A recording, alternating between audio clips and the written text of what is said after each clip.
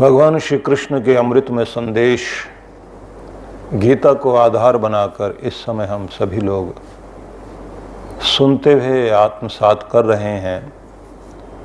और भगवान श्री कृष्ण ने ये कहा कि जीवन में किए जाने वाले समस्त कर्म आपको ज्ञान और अनुभव की ओर लेकर जाते हैं। अनुभव की जो अनुभूतियां हैं वे सभी आपको इस संसार के रहस्य से परिचित कराती हैं। रिश्तों के अनुभव, रिश्तों से जुड़ना, रिश्तों से अलग हो जाना, वस्तुओं का संयोग और वस्तुओं का वियोग, संसार के सुख दुख और जीवन के उतार चढ़ाव, सभी आपके जीवन में बहुत सारे अनुभव दे रहे हैं। और उस अनुभव के बाद जब आप आगे बढ़ते हैं तो कहीं न कहीं वैराग्य जागता है और कहीं विवेक, उनसे जागती है भक्ति।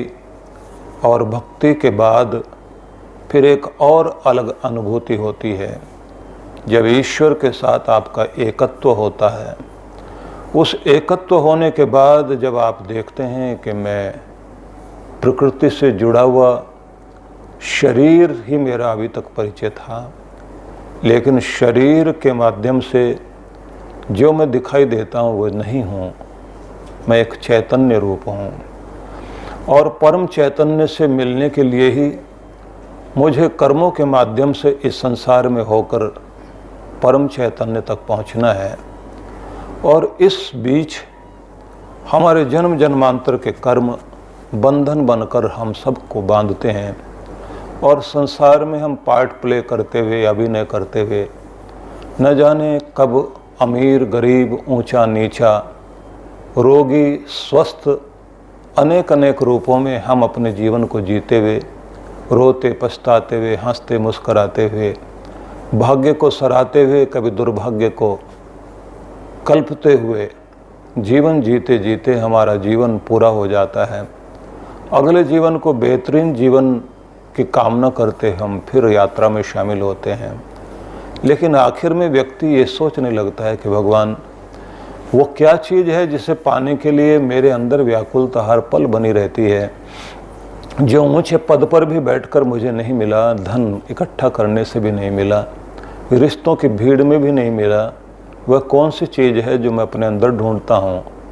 और आखिर में समझ में आता है कि वो जो परम प्रेम है, वो जो परम शांति है, वो जो परम चैन है, वो जो परम शक्ति है, वह जो पूर्ण संतुष्टि है, वह तो भगवान के चरणों से निकलने वाली उसकी कृपा है।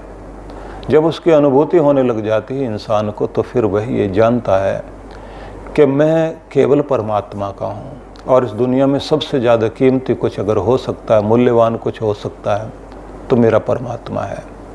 और उस मूल्यवान से जोड़ने के लिए जो कोई इस दुनिया में रिश्ता दिया गया है वो गुरु का रिश्ता है।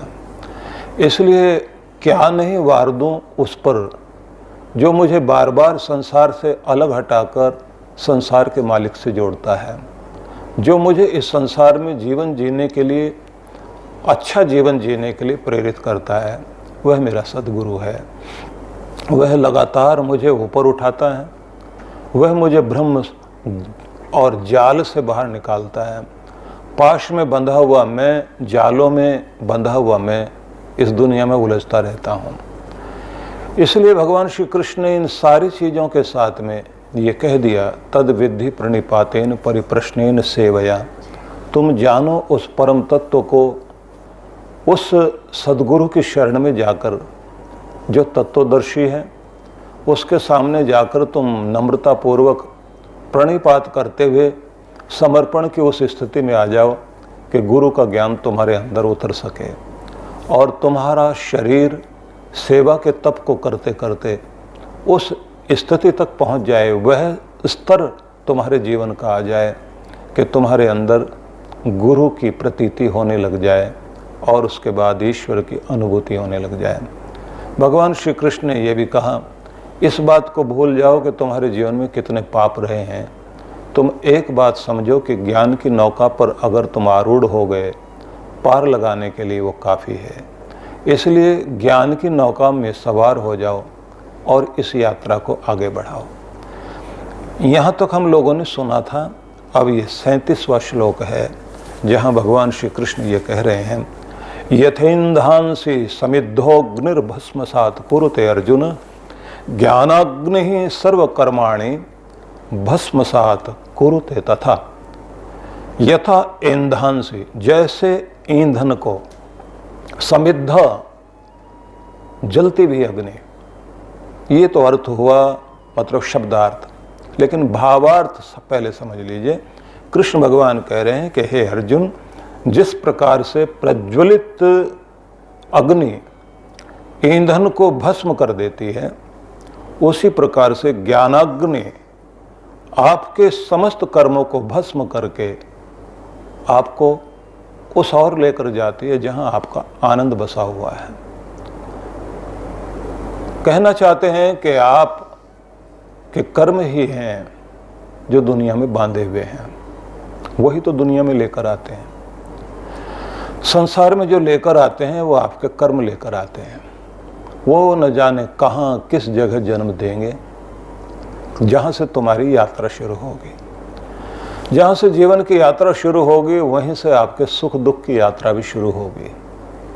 जहाँ यह जन्म मिलेगा वहीं से आपके जीवन में सुख सुविधा से लेकर के आपकी दुविधाएं भी शुरू होंगी। वहीं से आपके जीवन का संघर्ष शुरू होगा। और वहीं यदि आपकी यात्रा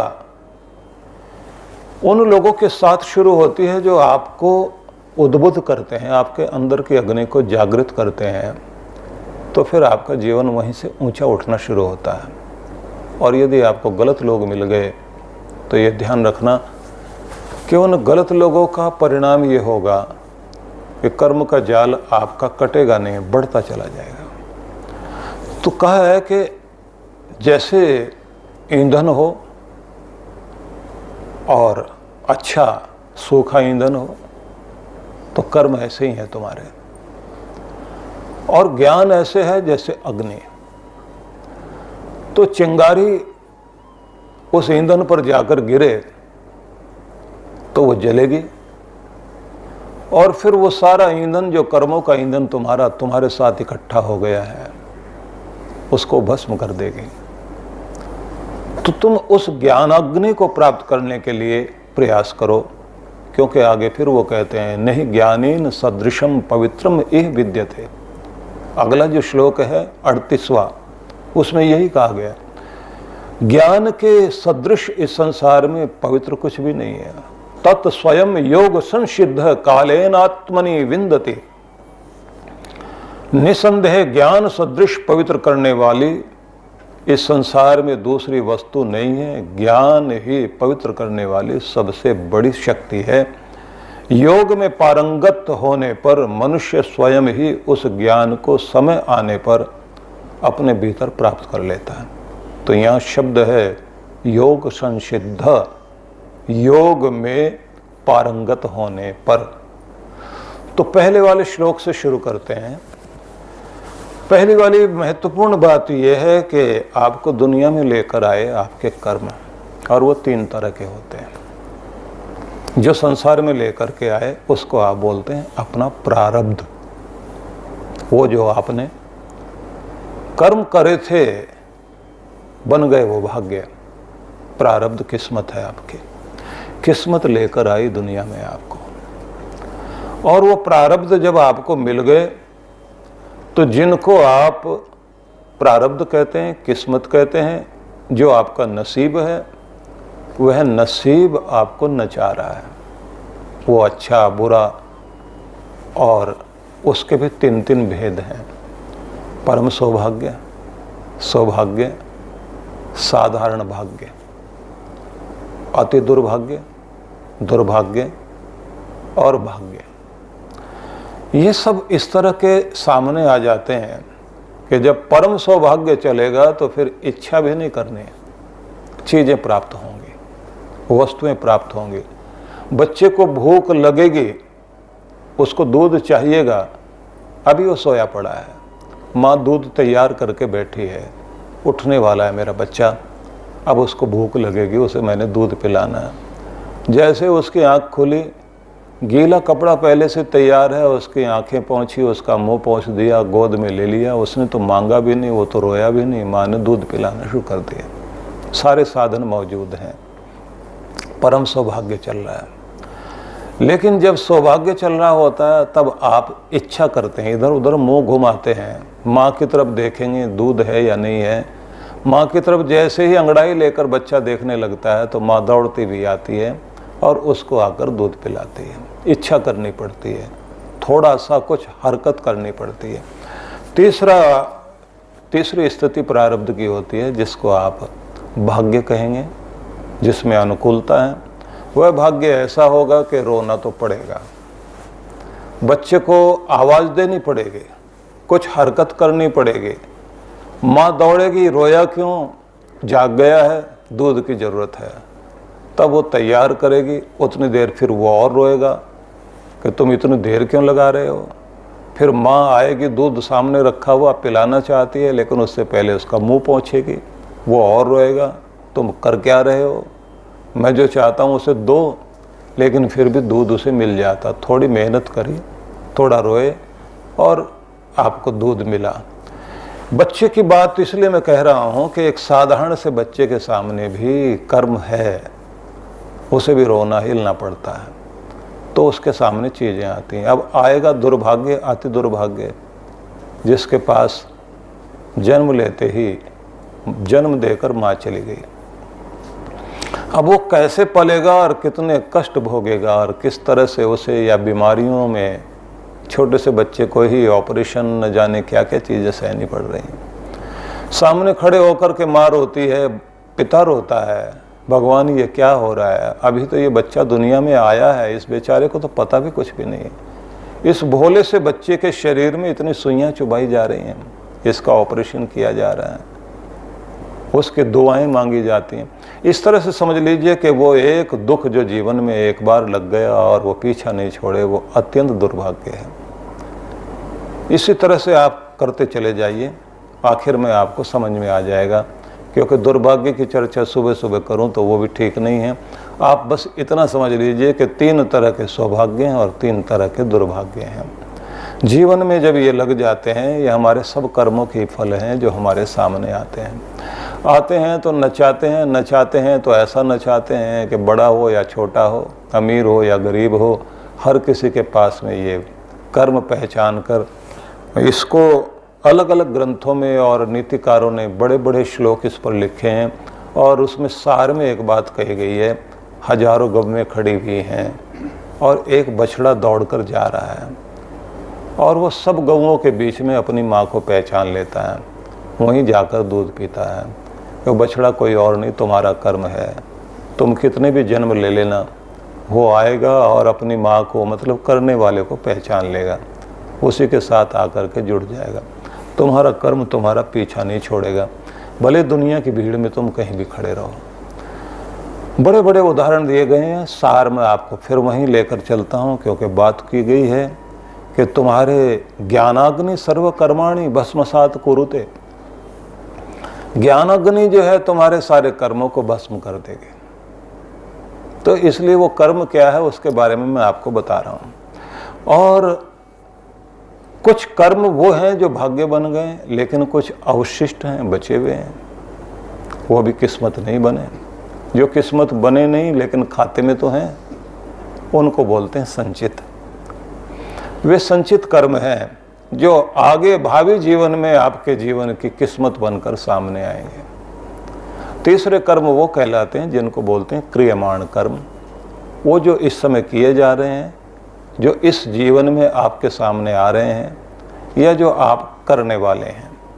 जो कर्म अभी किए नहीं हैं, तो क्रियमाण कर्म को आप अपनी बुद्धि से, अपने विवेक से संभाल सकते हैं, अपनी आदतें ठीक कर सकते हैं, अपना व्यवहार ठीक कर सकते हैं, अपनी जीवन शैली ठीक कर सकते हैं। और ज्ञानी लोगों के विचार सुन सुन करके हर दिन आप अपने आप को संभाल सकते हैं। जितना जितना आप अपने आप को संभालेंगे तो फिर आपको जो है पुनीत कर्म करने की आदत पड़ेगी। और आप बचेंगे इस बात के लिए कि किन के साथ बैठना, किन के साथ नहीं बैठना, किन के साथ क्या बात करनी, क्योंकि अहंकार लड़ाता है, अहंकार इठलाता है, अहंकार व्यक्ति को तरह तरह के कर्म करने के लिए मजबूर करता है। इसको आप इस तरह से समझ सकते हैं कि सामने स्वाद चीज़ है, घर के लोग बोल रहे हैं कि ये मत खा लेना, आप बहुत जल्दी बीमार इसी से पड़ते हो बार बार। बोले जो कुछ होगा देखा जाएगा, एक बार खा लेने दो, बार बार हम ही इसको छोड़ते रहेंगे, हमारे लिए क्या कुछ दुनिया में खाने लायक नहीं है। ये है अहंकार, वो आके बुद्धि पर बैठता है और खाने के बाद जब आदमी पछताता है और घर के लोग कहते हैं हमने कहा था ना आपको मत खाना, तो अब ये दर्द भोगता है और कहता भाषण मत दो, जो हो गया हो गया। तब भी अहंकार सामने आ रहा है। कितना भी लोग रोकें, उस समय लोग समझा रहे हो भैया जो तुम गुस्सा करने लगे हो, ये लड़ाई इस समय अच्छी लग रही है लेकिन परिणाम बहुत बुरा होगा। कोर्ट कचहरी में एक बार पड़ गए, घर का मान सम्मान जाने से लेकर रुपया पैसा सब बर्बाद हो जाएगा। बड़े लोगों के साथ लड़ाई लड़ने जा रहे हो, वो तो फिर भी सह जाएंगे, तुम नहीं सह पाओगे। बोले जो होगा देखा जाएगा। अब तो शुरू हो गई बात, मूछ का सवाल है, अब मैं कैसे रुक सकता हूँ। रोज रोज की जिल्लत से तो अच्छा है एक बार में जो है सामने टकरा लिया जाए। अब वो कहें कौन सी तुम्हारी इज्जत, इज्जत तो तब जाएगी जब वहाँ जाकर कोर्ट कचहरी में किस किस के आगे गिड़गिड़ाओगे। मैं नहीं मानता तुम्हारी बात को, तुम कौन होते मुझे समझाने वाले। ये अहंकार जो बुद्धि पर आकर बैठता है और कराता है आदमी से कर्म, और बाद में जिंदगी भर नहीं, न जाने कहाँ कहाँ तक इंसान दुख भोगता है। ये मैंने अहंकार की बात आपको बताई। उसी तरह से लोभ है, लोभ भी तो यही कहता है होने दीजिए कुछ मिल ही जाएगा। उसी तरह से काम है, काम भी अपना रूप धारण करता है। वैसे मोह है, अन्याय न्याय सबके ऊपर पर्दा गिर जाता है। सार में फिर हम वही चलते हैं कि व्यक्ति जो है क्रियमाण कर्म को संभाल सकता है, लेकिन जब तक उसको जो है संगति ठीक नहीं मिले, उसको समझाने वाले ठीक नहीं मिले, और कमाल की बात ये होनी चाहिए कि उस व्यक्ति की बुद्धि भी ठीक हो कि उसको जो ज्ञान दिया जाए उसके अंदर पहुंच सके। नहीं तो हम लोग तो उल्टा तवा हैं, उल्टा घड़ा है जिसमें पानी जाने की गुंजाइश ही नहीं है। दुर्योधन की यही तो समस्या थी, उसके अंदर कोई बात जाती नहीं थी। ऐसे लोग होते हैं ना जो समझना नहीं चाहते, समझाने को तैयार हैं, झुकना नहीं चाहते, दूसरों को झुकाने के लिए हर पल तैयार हैं। जो ये कहते हैं कि मैं तुम्हारी बात क्यों मानूं, तुम मानो मेरी। मैं गाली दे सकता, तुम नहीं दे सकते। मुझे अपमान करने का अधिकार है, तुम्हें अधिकार नहीं है। तो ऐसा तो दुनिया में कहीं भी नहीं है। तुम अपमान करो और बदले में तुम्हें ऐसा ही गिफ्ट ना मिले, क्योंकि ये तो जहाँ से निकलता है वापस आता है। तुम थोड़ा करोगे, दूसरा बढ़ा चढ़ा के और बड़ा देगा आपको। उसके बाद में फिर आप इस गेम को खेलिए। ये ब्लेम गेम है, ये गेंद आपने फेंकी तो उधर से भी तो आएगी ना, और उतनी ताकत के साथ वापस आएगी। तो आप करने चले थे कुछ और करने लग गए कुछ। बुद्धि आदमी के काम तभी करेगी जब वो सात्विक बुद्धि होगी, नहीं तो आदमी कीचड़ का खेल खेलता चला जाएगा और इस ब्लेम गेम से बाहर नहीं निकलेगा। तो कुल मिलाकर फिर हम वहीं आते हैं, क्रियमाण कर्म जो अभी किए जा रहे हैं या इस जीवन में आप करते चले जाएंगे। जो कर दिए गए वो खाते में चले गए, संचित हो गए। जो पक गए वो किस्मत बन गए। ये है कर्म जो आपको दुनिया में लेकर आएंगे। लेकिन कृष्ण भगवान यहाँ एक किंतु परंतु अगर मगर लगाते हैं, और वो बहुत अच्छा। बोले ठीक है तुम्हारे कर्म कितने भी हों, लेकिन एक बात याद रखना, तुम्हें लगता होगा कि इस कर्म जाल में बंध गए और छुटकारा कभी नहीं होगा, क्योंकि ये जंजीर है, जन्मों की जंजीर, कर्मों की जंजीर जिससे तुम बंध गए हो। लेकिन कृष्ण भगवान यहाँ पर एक आश्वासन देते हैं कि उनकी शरण में जाने के लिए क्यों कहा मैंने, तत्वदर्शी ज्ञानी गुरुओं की, तुम्हारे कर्म बंधन को काटने का काम वो करेंगे, क्योंकि उनके द्वारा दिया गया ज्ञान ही तुम्हारे कर्मों की जो लकड़ियां हैं, ईंधन है, उसमें ज्ञान की अग्नि जाएगी, उनको भस्म करेगी। इसलिए तुम उनकी शरण में जाओ। जितनी मेहनत कर रहे हो तुम दुनिया के कर्म करने में, वैसी थोड़ी सी मेहनत, थोड़ा परिश्रम सेवा साधना और तपश्चर्या के द्वारा गुरु की शरण में रहकर करके देखो, तुम्हारे कर्म कटने शुरू हो जाएंगे और तुम्हारे अंदर का ज्ञान का दीप जलना शुरू हो जाएगा, और उसी का परिणाम ये होगा कि तुम्हारा जीवन जो है ऊंचा उठेगा।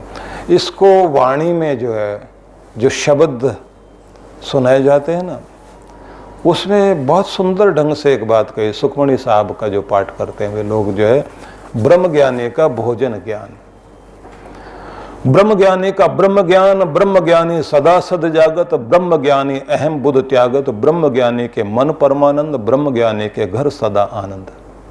ऐसा पाठ किया जाता है, लेकिन बड़ी ऊंची बात कही गई है।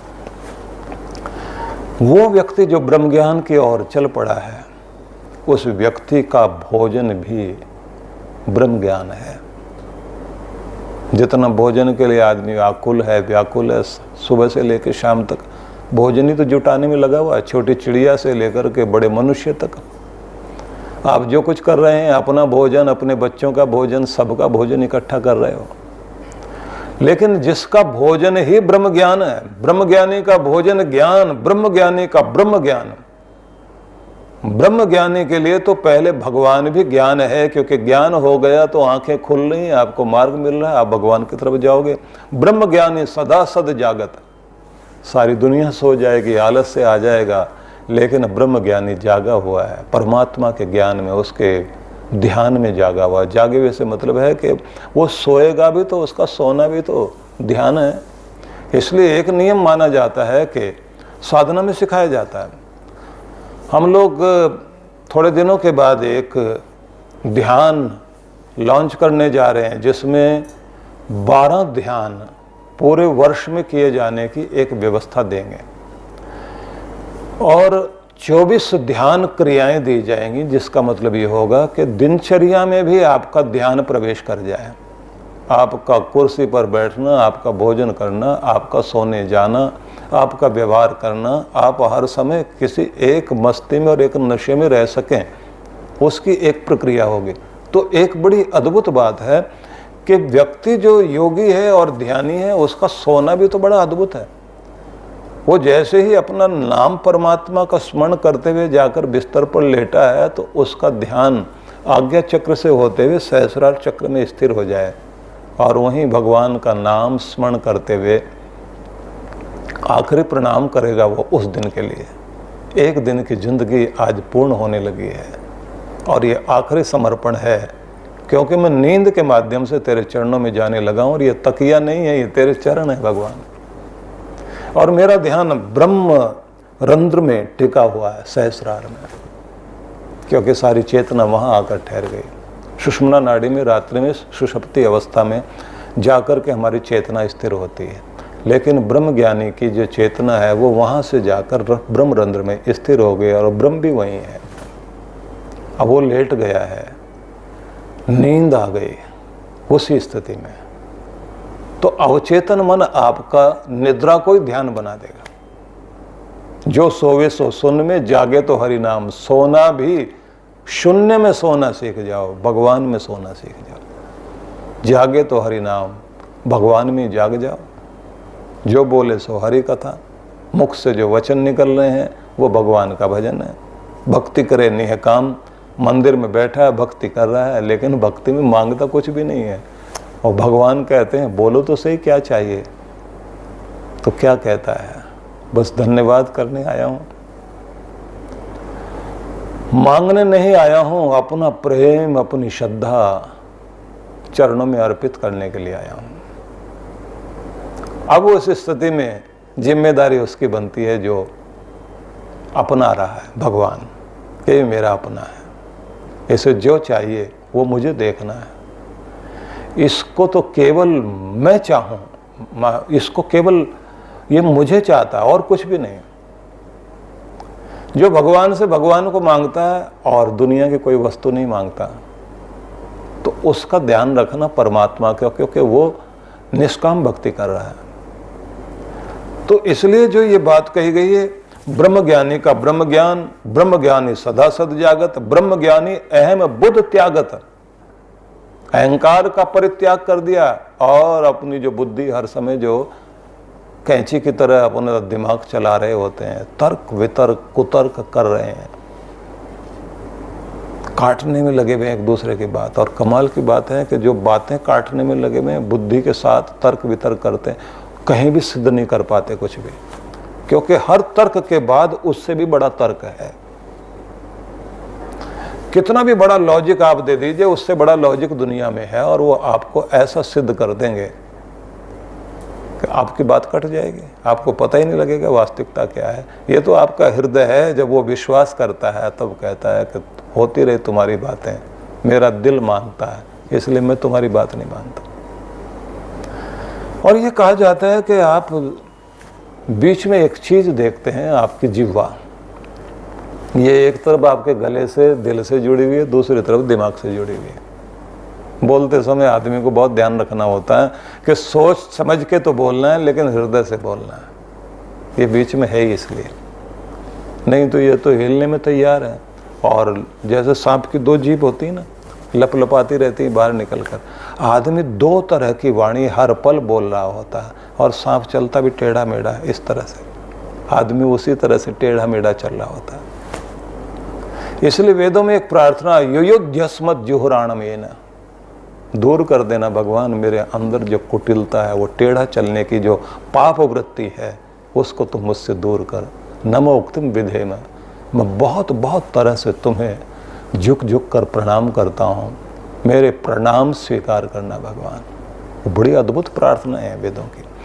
तो इसलिए मैं आपको कह रहा हूँ, ब्रह्म ज्ञानी के मन परमानंद, ब्रह्म ज्ञानी के घर सदा आनंद।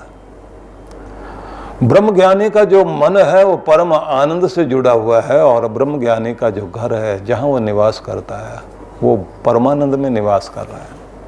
ये बड़ी अद्भुत ऐसी वाणी है जिससे हमें पता लगता है कि किस तरह से ब्रह्म ज्ञानी निर्मलते निर्मला,